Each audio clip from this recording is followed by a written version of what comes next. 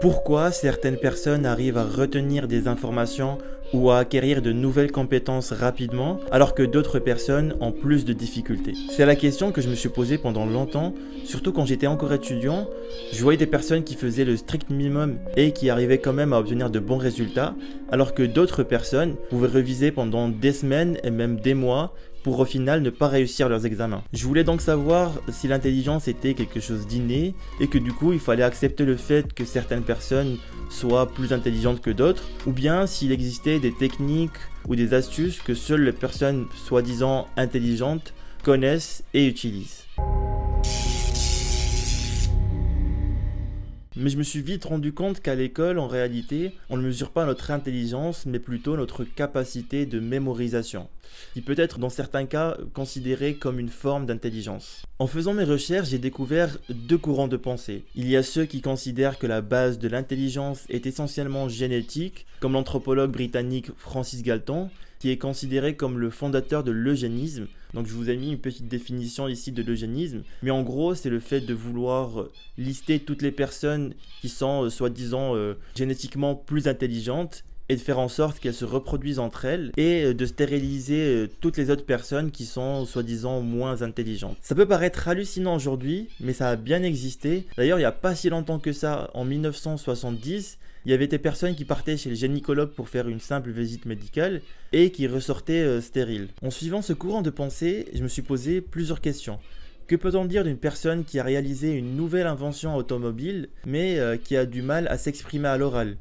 Ou d'un footballeur qui peut réaliser des dribbles magnifiques, mais qui n'est pas capable de faire ou de résoudre une simple équation mathématique. Ou d'un architecte qui est capable de réaliser des plans de toute une ville, mais qui n'est même pas capable de faire plus de 3 jongles avec un ballon.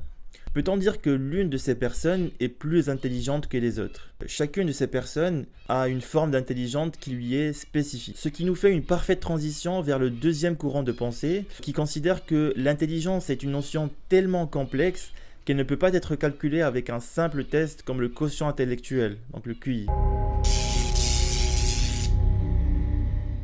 Effectivement, ce test permet de mesurer uniquement une seule forme d'intelligence, mais en réalité, selon Howard Gardner, qui est un spécialiste des sciences de l'éducation et en neurosciences, il existerait plusieurs types d'intelligence, et il va en lister 8 types d'intelligence. Parmi eux, il y a l'intelligence linguistique, c'est le fait de bien lire et écrire, de savoir s'exprimer à l'oral comme à l'écrit.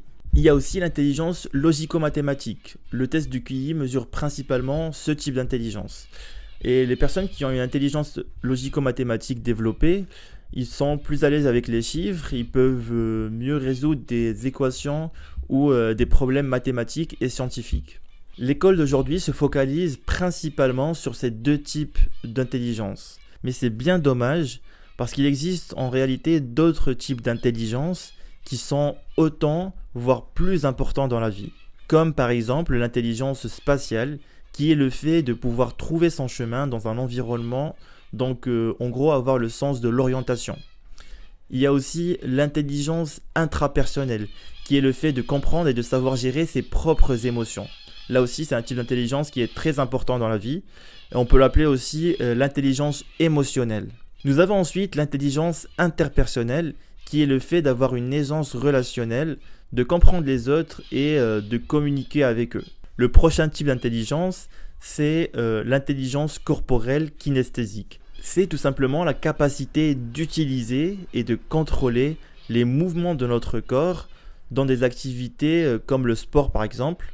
Et donc les athlètes de haut niveau ont généralement tous ce type d'intelligence qui est plus développé que les autres. Ensuite, il y a l'intelligence musicale qui constitue l'aptitude à percevoir et à créer des rythmes ou des mélodies.